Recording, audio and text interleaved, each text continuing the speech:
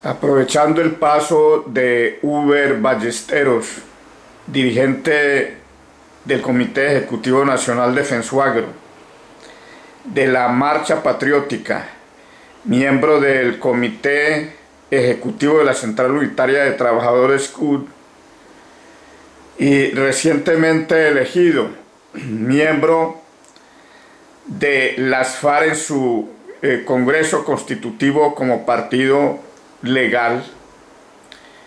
Le hicimos esta entrevista en su paso por Bruselas, Bélgica, dentro de una gira que está realizando por distintos países de Europa. Uber, hace poco tiempo se realizó el Congreso de la FARC, donde esta organización guerrillera se constituyó en un partido político. ¿Cuáles son las perspectivas y de qué manera esto influirá en el movimiento de la marcha patriótica? Bueno, buenos días, muchas gracias por la entrevista, la oportunidad de poder conversar por este medio con compañeros y compañeras de aquí, de Bélgica. Bueno, la marcha patriótica va a continuar su trabajo, su accionar como movimiento social. Las conclusiones del Congreso Constitutivo de la Fuerza Alternativa Revolucionaria del Común FARC, al igual que el 6º Congreso de la Unión Patriótica y el 22 Congreso del Partido Comunista Colombiano, abren, digamos, un escenario de la lucha política en nuestro país de cara a las elecciones del 2018, tanto las elecciones para Parlamento como para las elecciones presidenciales. En ese sentido nosotros coincidimos con las definiciones de estos 3 congresos, en que lo más importante de la coyuntura actual en nuestro país es el acuerdo de paz, su implementación, porque en el acuerdo de paz, en sus 6 puntos, se contiene una posibilidad, una potencia transformadora de las relaciones económicas, sociales y políticas, que precisamente fueron la base del alzamiento armado en Colombia. Una implementación que no está para nada fácil. Hay una ultraderecha reaccionaria y violenta que le apuesta llegar de nuevo a la presidencia para sabotear la implementación, para recortar sus alcances. Un gobierno que por desidia y corrupción viene atrasando, viene retrasando la implementación normativa, tanto en leyes ordinarias, estatutarias o en actos legislativos hacia la Constitución, que preocupan a la mayoría del pueblo colombiano. Hablando precisamente de la implementación de los acuerdos, se habla de la necesidad de un gobierno de transición que defienda el acuerdo de paz y que garantice su implementación. Es que al hablar de una candidatura amplia de transición, de amplia convergencia, ¿se aplaza la unidad de la izquierda? No, yo creo que una cosa no es incompatible con la otra. La izquierda debe en este momento actuar con inteligencia, pero también con mucha grandeza. Es decir, para nadie es un secreto que la izquierda en Colombia obtuvo la mejor votación con la candidatura del doctor Carlos Gaviria como candidato del Polo Democrático, pero que por su trayectoria y digamos por el reconocimiento como político, como académico, incluso consiguió el respaldo de otros sectores de la sociedad colombiana, del Partido Liberal, por ejemplo. Y en ese momento se obtuvieron 2.780.000 y algo de votos, que ha sido la votación más alta de la izquierda en Colombia en toda su historia. Si hoy repitiésemos esa misma votación, para lo cual necesitaríamos otro doctor Carlos Gaviria, que no existe, digamos, hoy en la izquierda una persona con la ascendencia, con el carisma y con la aceptación de él, pero supongamos que se obtuviera esa misma votación en una candidatura única de la izquierda, que hoy no existe. No sería posible ni siquiera pasar a segunda vuelta. Se requieren más de 5 millones de votos para aspirar a estar en segunda vuelta presidencial en nuestro país. Pero uno ve, Uber, que hay una discusión, hay un debate que lo conocemos hace muchos años sobre la unidad de la izquierda. Pero uno lo que ve es a muchos dirigentes de la izquierda por su lado levantando sus candidaturas o sus precandidaturas, y se supone que para esto habría que hablar de un programa unificado, unificante, una plataforma, una consulta a la que se sometan, y ese es como el ambiente que uno pues no ve. Bueno, mi opinión es la siguiente, y lo he dicho en algunos espacios donde ha habido la oportunidad de tocar el tema. Creo que la izquierda hoy no debería estarse pensando una consulta para un candidato de la izquierda.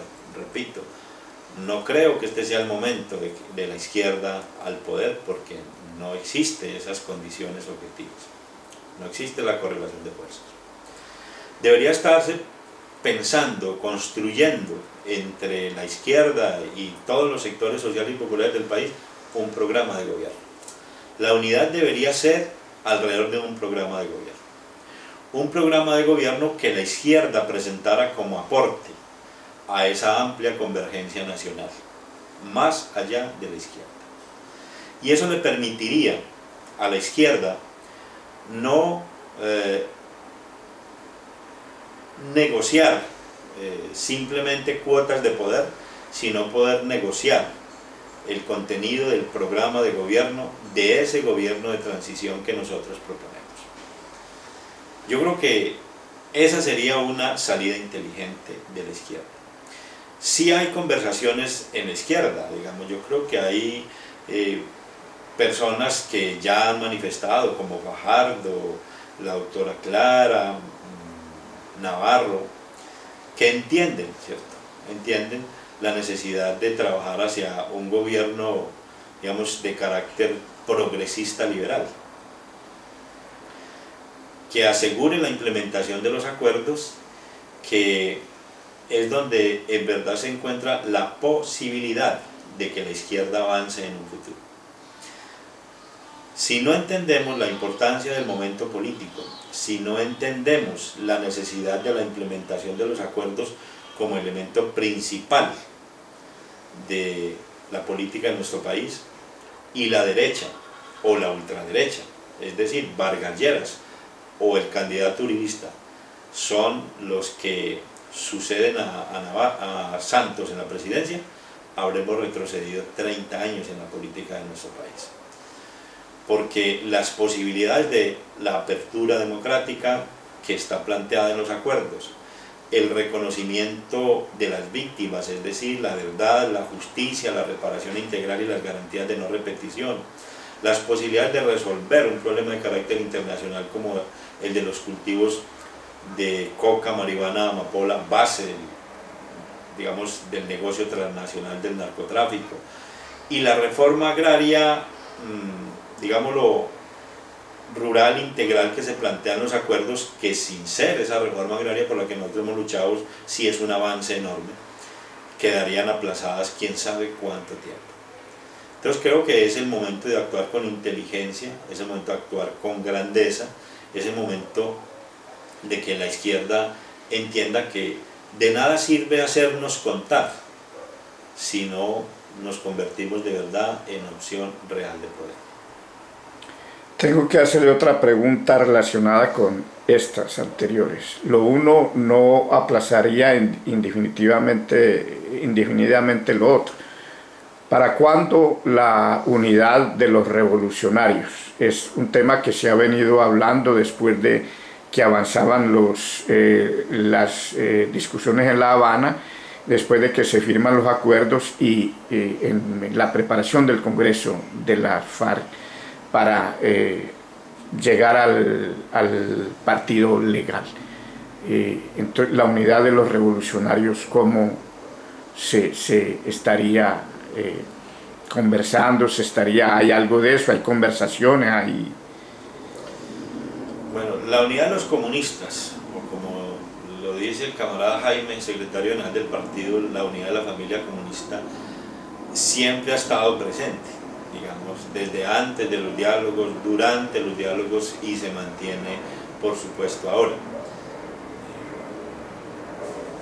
Militantes de las FARC fueron invitados en gran número al 22 Congreso del Partido Comunista, igual al 6º Congreso de la Unión Patriótica, y de la misma forma un número importante de militantes del Partido Comunista participó en todas las deliberaciones del Congreso Constitutivo del Partido de las FARC. Yo creo que esa es una aspiración de todos los revolucionarios, efectivamente volver a unificar la familia comunista. Pero yo diría que en ese sentido aún no hay, digamos, un acuerdo sobre temas de discusión, ni obviamente ni sobre fechas. Yo creo que ambas organizaciones, el Partido FARC y el Partido Comunista, han entendido que la coyuntura digamos, nos exige a personarnos de otros temas que si bien podrían no ser de tanta trascendencia estratégica, lo son de una importancia táctica, y que es mejor, digamos, avanzar en esta coyuntura sobre lo que sí tenemos en común, y es la necesidad de la amplia convergencia hacia un gobierno de transición. Y esa es la tarea que nos ocupa ahora, sin decir que no se esté discutiendo elementos, digamos, de carácter político y de carácter ideológico que vayan allanando el camino hacia la unificación de la familia comunista. ¿Cómo influyen las conclusiones del reciente Congreso de la FARC en el movimiento amplio de masas, en el movimiento social, cuando se habla de una amplia convergencia en este sentido? Bueno, yo creo que desde el Pleno del Estado Mayor de las FARC en febrero, ratificado por los dos plenos posteriores, donde se proponen 10 puntos para esa amplia convergencia hacia el gobierno de transición, se plantean elementos muy importantes que son la base, digamos, del acercamiento con otros sectores organizados de la sociedad colombiana, de sectores populares, democráticos y de otras vertientes de la izquierda en Colombia. Y es, por ejemplo, uno, la necesidad de trabajar hacia la implementación de los acuerdos. Dos, la lucha contra la corrupción. Tres, la generación de políticas sociales y económicas para el buen vivir. Y el último de los puntos, para no mencionarlo todos, que es el de la necesidad de avanzar en un proceso constituyente abierto. Esos planteamientos políticos y la necesidad precisamente de que el partido de las FARC sea un partido de masas que recoja todas las inconformidades y todas las formas de la resistencia que hay en nuestro país hacia la política económica y fundamentalmente hacia el modelo de desarrollo neoliberal, abren las puertas a que el partido no sea una agrupación, solamente de excombatientes, sino que puedan integrarse a él personas de diferentes sectores de la sociedad y, por qué no, también personas de diferentes filiaciones políticas e ideológicas, en la idea de ser de verdad un frente amplio, pero que mantiene el carácter de ser revolucionario.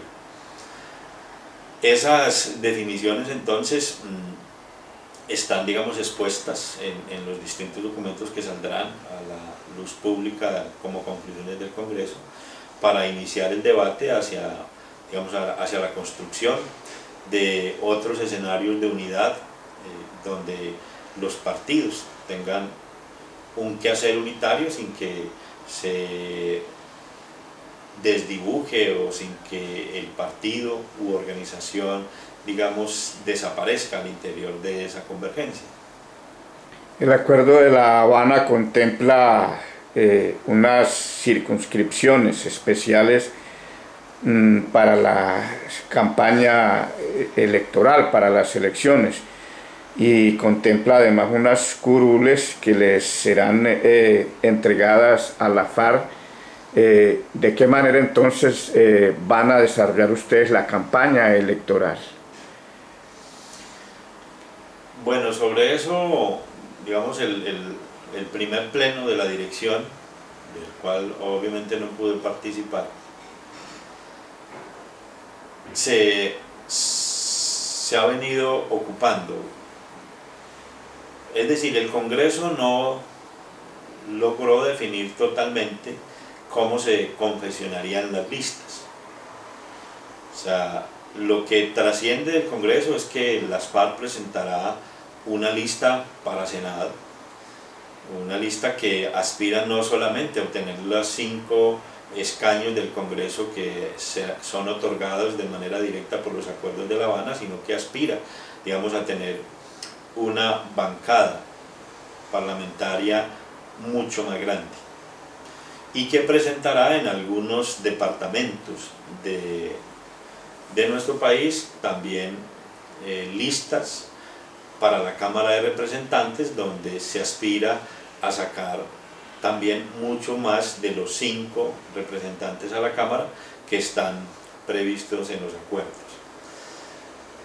Hay, digamos, eso dentro de las circunscripciones ordinarias. Seguramente en otros departamentos donde la fuerza de las FARC no sea tan importante, se buscarán convergencias o alianzas con otros partidos, o se apoyará en coalición a otros partidos para garantizar, obviamente, que si bien la persona no es integrante de las FARC, pueda haber compromiso con él frente a temas tan importantes como la implementación de los acuerdos, que obviamente todavía va a requerir un trámite legislativo y un respaldo político muy grande. En las 16 circunscripciones especiales territoriales de paz, las FARC no podrá presentar candidatos, porque así está previsto en el acuerdo, y es que ninguno de los partidos con personería jurídica o que hoy tienen presencia en el Congreso, ni las FARC, podrán presentar candidatos a estas circunscripciones. Son los movimientos sociales, digamos, las víctimas, los indígenas, las mujeres, los afrodescendientes, las diversidades sexuales, los campesinos, etcétera, quienes han venido trabajando, las juntas comunales, por ejemplo, han venido trabajando en estos territorios, que son 16 en el país, para presentar candidaturas como lo han propuesto los indígenas, o buscar convergencias sociales entre organizaciones de esa región para presentar candidaturas. Es decir, que lo importante en este caso es que de verdad estas 16 curules de la Cámara de Representantes queden en manos del movimiento social y popular, y no que por las formas tramposas en que los partidos políticos de gobierno, de derecha en Colombia, hacen la política, terminen también apoderándose a través de una especie de testaferros políticos de estas 16 circunscripciones electorales. En eso se está trabajando, pero pues las FARC obviamente allí no puede en ningún momento ni presentar candidatos ni incidir, ¿cierto?, para que tal o cual candidato se presente y sea elegido. ¿Cómo influirá el congreso recientemente realizado de la FARC en las movilizaciones de masas en sus distintas expresiones del movimiento popular en estos próximos meses y en este próximo año venidero, por ejemplo? Bueno, las FARC, en toda su trayectoria histórica, ha generado una base social bastante amplia. El cierre del Congreso pues demostró, ¿cierto?, muy a pesar de lo que dice la derecha de la falta de respaldo del pueblo hacia las FARC, que la Plaza de Bolívar estaba llena, que el discurso del camarada Timo León Jiménez se dio ante más de 50.000 personas. Y eso demuestra entonces que la aceptación del partido de las FARC, la bienvenida que, digamos, el movimiento social y popular de la capital y de otras regiones del país que llegaron hasta Bogotá le da a este paso tan importante de las FARC de iniciar su vida política sin armas, es grande. Y allí había obviamente campesinos, indígenas, afrodescendientes, mujeres, gente de los barrios, que hoy vienen, digámoslo, enfrentando conflictos de orden social, económico y político. Los mineros, por ejemplo, que están hoy discutiendo con el Estado las concesiones mineras que ha entregado a las compañías transnacionales. Los trabajadores que están descontentos con el salario mínimo, con la inestabilidad laboral, con las reformas tributarias, con la reforma pensional, etc. Los campesinos, que a pesar de celebrar que haya un fondo de tierras de 3 millones de hectáreas y una formalización de la propiedad de 7 millones, son conscientes que eso no es suficiente, que es necesario cambiar el modelo de desarrollo rural, etcétera, etcétera. Digamos, esas conflictividades no desaparecen con la firma del Acuerdo de La Habana. Por lo tanto, esos conflictos se van a seguir tramitando en el país, y la movilización social que se tiene prevista incluso para el mes de octubre, en la cual venimos trabajando, para enfrentar, digamos, uno, la desidia y los incumplimientos del gobierno frente a la implementación de los acuerdos, pero también contra la reforma tributaria, contra el plan de desarrollo, contra el presupuesto, la ley de presupuesto para el año 2018, que mantiene todo el gasto en defensa, pero que recorta en lo fundamental toda la inversión social en salud, donde se destaca un recorte muy drástico en el tema del deporte, del apoyo a los deportistas. Entonces la movilización en Colombia va a continuar, seguramente se va a acrecentar, porque este es un gobierno que se especializó en firmar acuerdos para luego no cumplirlos. Entonces los indígenas van a salir a movilizarse. Y por supuesto, el partido de las FARC, que hace parte de ese movimiento social, que está incrustado no de ahora, sino de hace 50 años en el movimiento social y popular, pues va a jugar un papel importantísimo en toda la movilización social de este año y de los años venideros en nuestro país. Porque digamos que el partido de las FARC, igual que yo digo el Partido Comunista u otras organizaciones de la izquierda en Colombia, no son simplemente partidos electorales, sino que son partidos de la acción de masas y de la movilización popular. Por lo tanto, allí vamos a estar presentes. Usted salió de la prisión hace poco tiempo, después de pagar allí el precio de su lucha por las reivindicaciones económicas, sociales y políticas, y por una vida entera entregada a la causa popular en Colombia, cómo percibió desde la prisión la ola inmensa de solidaridad nacional e internacional que se desarrolló en torno a su detención. Bueno, cuando uno llega como prisionero político a cualquier cárcel del país, en ese momento uno entiende, ¿cierto?, la importancia de la labor que ha realizado. Porque inmediatamente se despiertan las voces de rechazo y de solidaridad con el hecho de ser perseguido por el Estado. Y es cuando uno se da cuenta que efectivamente valió la pena, ¿cierto?, dedicar la vida a la lucha social y política de oposición, en este caso en Colombia. Porque uno, digámoslo, es un hecho duro, difícil, pero uno no siente vergüenza. Casi que uno se siente orgulloso, ¿cierto?,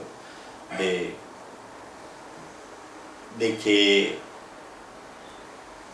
haya despertado, digamos, tanto reconocimiento y tanta solidaridad.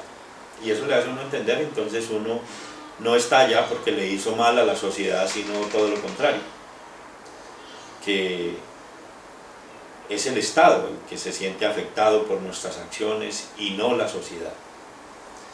Incluso así lo perciben los propios prisioneros de otras causas que hay en la cárcel, porque el respeto que se genera hacia uno es muy, muy importante y obviamente es muy notorio, que uno no está allá por haberle hecho mal a otras personas, sino por estar defendiendo una causa, y eso lo coloca como en otro sitio. Obviamente tiene una mayor represión de parte del Estado y en este caso pues del Instituto Penitenciario y Carcelario.